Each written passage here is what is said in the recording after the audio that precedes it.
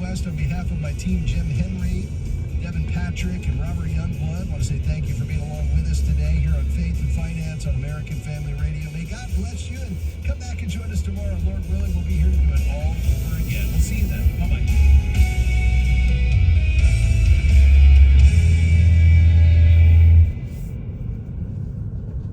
The views and opinions expressed in this broadcast may not necessarily reflect those of the American Family Association or American Family Radio. 90.5 KTXG, Greenville, Dallas. Made up of different people who have different personalities, but all have one thing in common. We all came from the womb. No one just magically appeared. Life begins at conception, and every life is precious to God.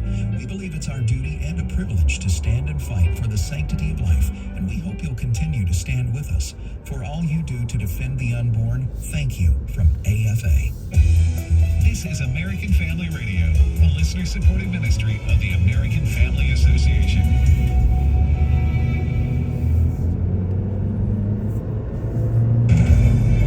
American Family News, almost a year. Former President Donald Trump heads to Miami today ahead of a court hearing tomorrow for charges related to his handling of government documents. Florida Republican Senator Marco Rubio raises concerns about the political firestorm the indictment could incite. This indictment, in a country that's already volatile, that's already polarized, is going to feel, to a substantial percentage, if not half of the country, as a one-sided system of justice. But Mr. Trump's former Attorney General, Bill Barr, says in this case, federal investigators were right to be concerned about how the former president was storing documents on military strategy and other sensitive information. It quickly became clear that what the government was really worried about were these classified and very sensitive documents. I was shocked by the degree of sensitivity of these documents and how many there were. And I think the counts under the Espionage Act that he willfully retained those documents are solid counts. I do think that even half of what Andy McCarthy said, which is if even half of it is true, then he's toast. Pennsylvania's governor will make a disaster declaration after a road collapse on Interstate 95 in Philadelphia. CB Cotton is on the ground there. Demolition crews already at work this morning. Commuters waking up extra early, bracing for traffic headaches for the foreseeable future as the cleanup and recovery process for I-95 and this collapse begins. I-95 is now closed in both directions here in Northeast Philadelphia. State leaders say a tanker truck carrying gasoline caught fire under the overpass. Moments before the interstate collapsed, some drivers traveled over those southbound lanes with seconds to spare. Governor Josh Shapiro saying this situation could have been much worse.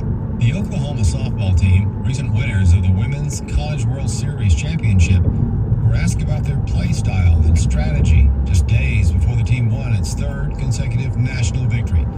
But some players spoke about their secret to maintaining joy and energy after a long season, all agreeing on one principle: faith. I think a huge thing that we've really just latched onto is eyes up. And you guys see us doing this and pointing up, but we're really like fixing our eyes on Christ. Thankfully, we've had a lot of success this year, but if it was the other way around, joy from the Lord is the only thing that can keep you embracing those memories, moments, friendships. We want to win, but it's not the end of the world because our life is in Christ, and that's all that matters. Oklahoma Governor Kevin Stitt is proud, especially considering how Christian faith is under attack in this country. The joy of the Lord is our strength, and what's amazing to me is the tolerant left trying to attack for these religious freedoms and these beliefs by these young college softball players. The general public may not know how revenue from Girl Scout cookie sales is used.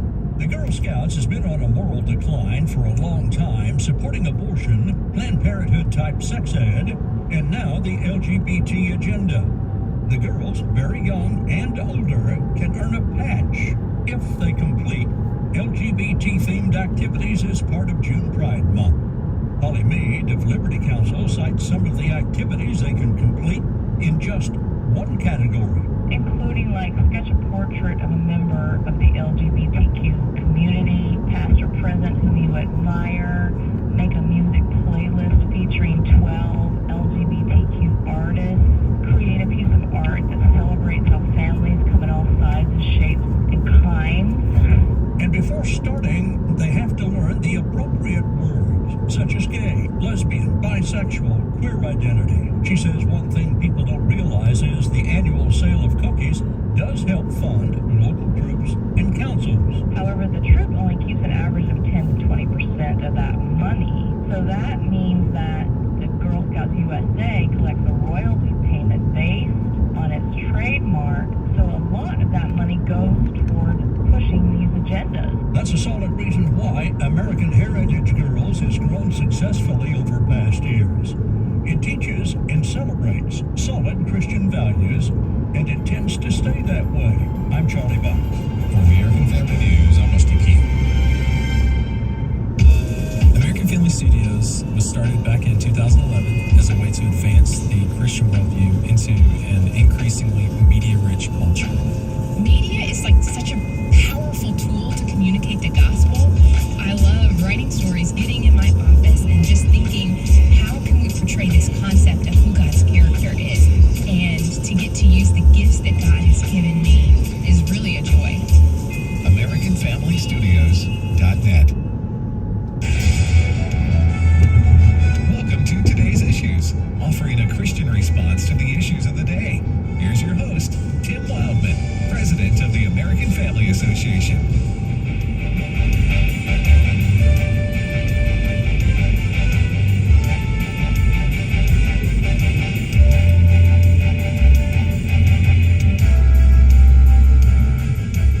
Hey, good morning, everybody, and welcome to Today's Issues on the American Family Radio Network. Thanks for listening to AFR on this Monday, June the 12th.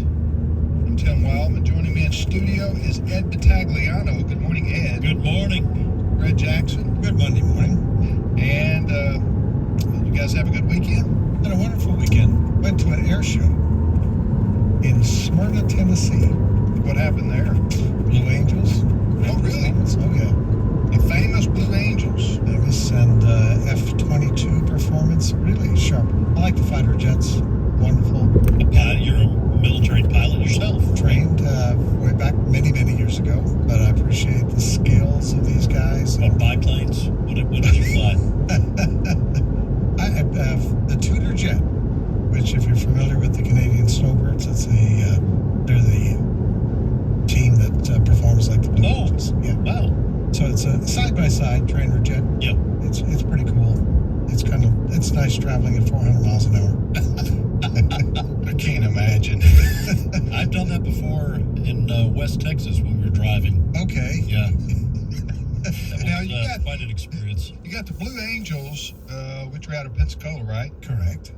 And then you got the Thunderbirds. Now, what are the Air Force? They're Air Force. Yes. They're probably where are they out of? I'm going to guess Arizona for some reason. Yeah, maybe Colorado Springs. That's where the Air Force Academy is. Now, what about? So do they are they similar type?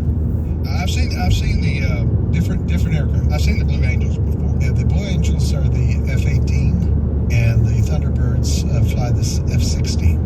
Okay, but they both do shows. Yeah, across the country. Blue Angels are Navy. Gotcha. And Thunderbirds Air Force. Gotcha.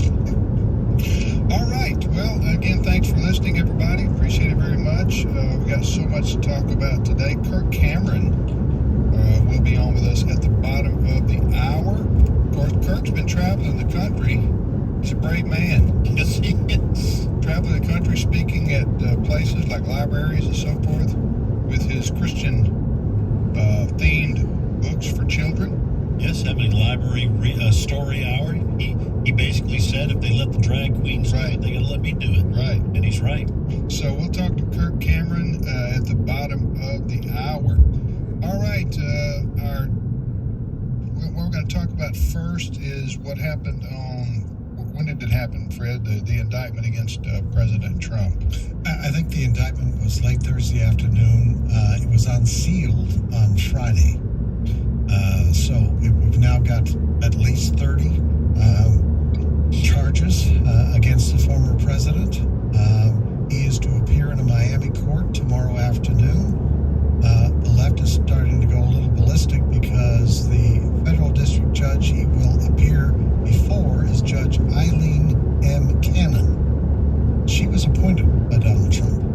Fred, just one question. Yes. Can you go a little ballistic?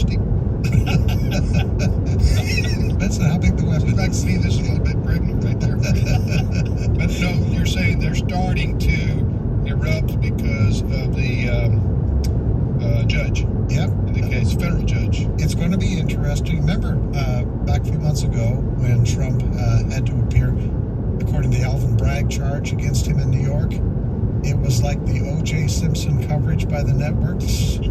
They followed the airplane, and then they followed the barrage of cars downtown. I promise it's going to be about the same in Miami tomorrow. Trump on the weekend was calling for protesters to go to stand outside the court. So it is going to be a day of television and tense coverage. All right, Abraham Hamilton III joins us now. Abe wears multiple hats for us here at American Family Association. We've asked him to, because you've been a lawyer for how long? Since 2006. Okay, and so you're familiar with the court proceedings that are at hand, right? I am. Okay, most of yours were probably state incidents. Yes, and the few federal, but the majority, 98%. Okay, and as the prosecutor's office. Yes. Okay, what's the situation with the indictment with Mr. Trump? Yeah, so I did on the Hamilton Corner an extensive breakdown of the Alvin Bragg indictment from Manhattan, going count by count, and just to get right to the bottom line, the Alvin Bragg indictment was a shame, and I'm not even talking about the political fallout, the extraneous matters. I'm talking about legally. The case about the hush money to the women that Mr. Trump faced, right? Yes. Yes. That you said that was political. Purely political in its corpus, in the indictment's corpus itself. It's evident it's nothing more than a political attack. What about this new? I do not feel the same way based on my review of the federal indictment of former President Trump. I'm planning to do the same thing later on today. I'm going to go piece by piece, detail by detail, in each of the alleged accounts. It's a more serious situation? It's more substantive in terms of the factual allegations contained in the indictment itself. Now, just to remind listeners, indictment is a formal charging instrument. It is not evidence in and of itself of any particular crime or activity, but the indictment against former President Trump for the handling of the documents and his conduct surrounding them for the classified documents has more gravity legally, in my estimation, than any other thing I've seen so far launched against former President Trump. Fred, you read up on this? Yeah, and one of the ones that I wanted to talk to you about, a prosecutor's document that in July 2021 at his New Jersey golf course, Trump showed multiple people without security clearances a, quote, plan of attack on an undisclosed country. Prosecutors say they have an audio recording of that incident. I'm curious how that happened.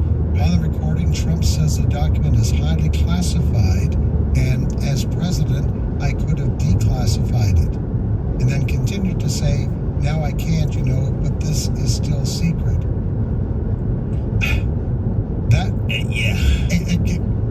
I'm not a lawyer, but if a prosecution shows up with this audio, that is somewhat damning. Yeah, that is one of the more, so far in my review of this indictment, one of the more substantive allegations, because that is not subject to testimony, that is not subject to someone's propensity to favor or disfavor, to exercise any bias. If there is evidence of audio where the president made those statements, which seem to indicate that he knew whatever information he was sharing was classified, prohibited from being disseminated, yet persisted in doing so anyway, that's tough. Now again, it's a separate issue from the motivation behind the investigation and prosecution. I'm talking solely about the facts as alleged. If there's evidence of that, the former president could be in trouble. Fred, I believe I read where the audio tape you're talking about that cited in the indictment came from an interview that President Trump was doing about a book being written by his former chief of staff, Mark Meadows. And Trump agreed to be taped. Okay. Because the author of the book was interviewing him about his relationship to Mark Meadows and their time in office. That's what I read. You asked how this tape became available. Yeah, a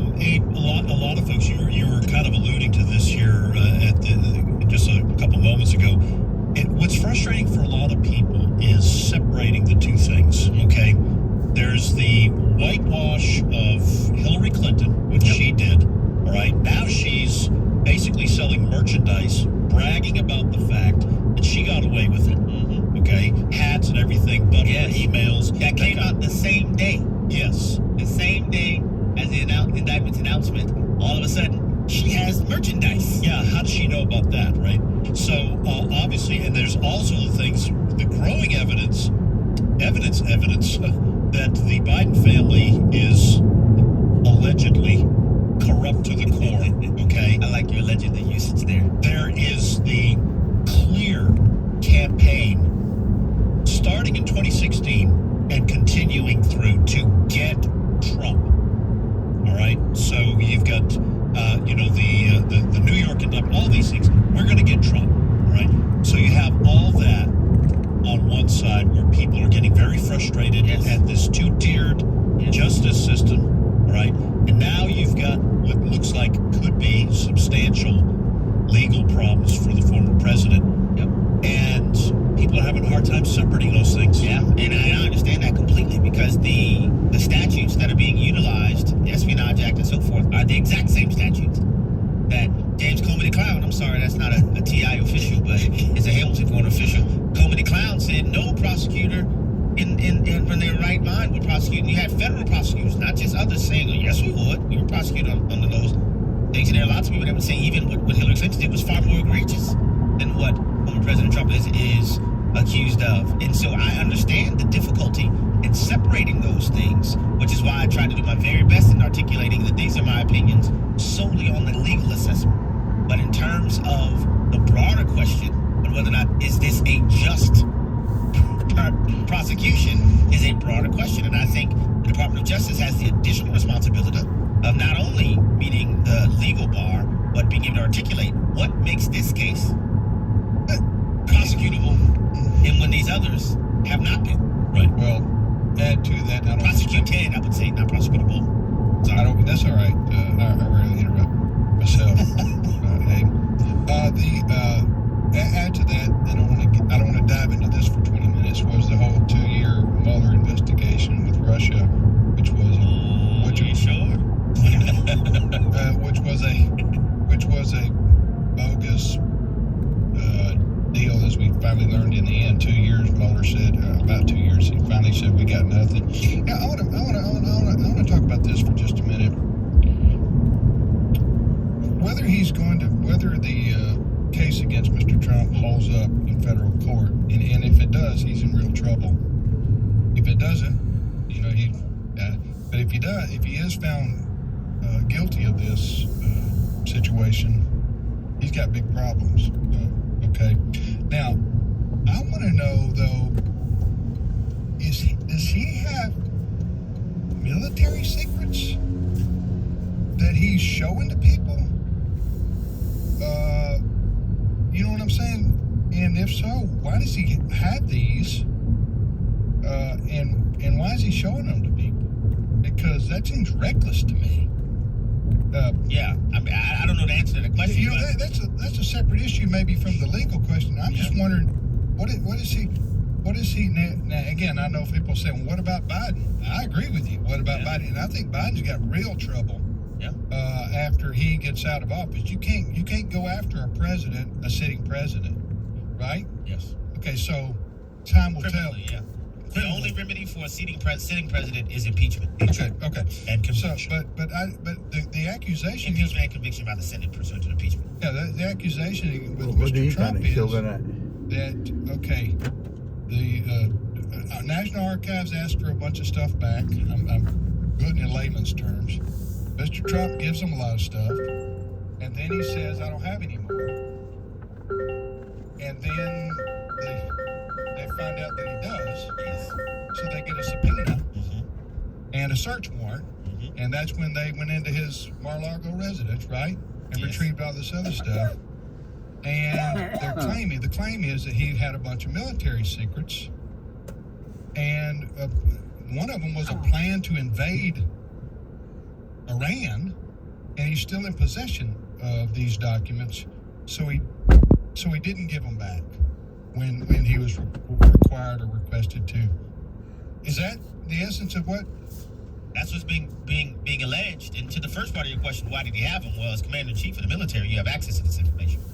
But why do you retain them? Not when you're are you living in sharing Mar-a-Lago golfing every day and you got boxes of this kind of material. I'm just saying, I think I speak for the average person, even people who voted for Mr. Trump.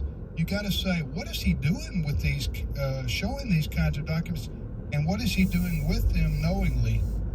Now he would argue, Mr. Trump would argue, listen, I got the right to anything I want to take from the White House, and I can declassify them just by thinking about it, and that's his position. It seems like to me, Ed, that Mr. And Fred and Abe, Mr. Trump would have said, listen, I have the right to anything I want to take from the White House in any kind of documents because I declassified them, and I'm going to go to court to debate this and argue this out. Instead, he seems to have kept it, and the accusation is he deceived the government that he didn't have anymore. Okay? So... Well, that's probably going to be part of the core of his defense. I mean, you mean that he has the... that he has the right to declassify it and has the right to... And if it's declassified, you can show it to anyone. It may not be wise, but you can show it to people who have no security clearance, I guess. But in the document Fred's talking about, Trump is on tape, allegedly, saying, I didn't declassify this document. And I could have, but I didn't. And now I can. And now that's what it says. Anyway. Well, can I just ask this? Let's say, worst case scenario,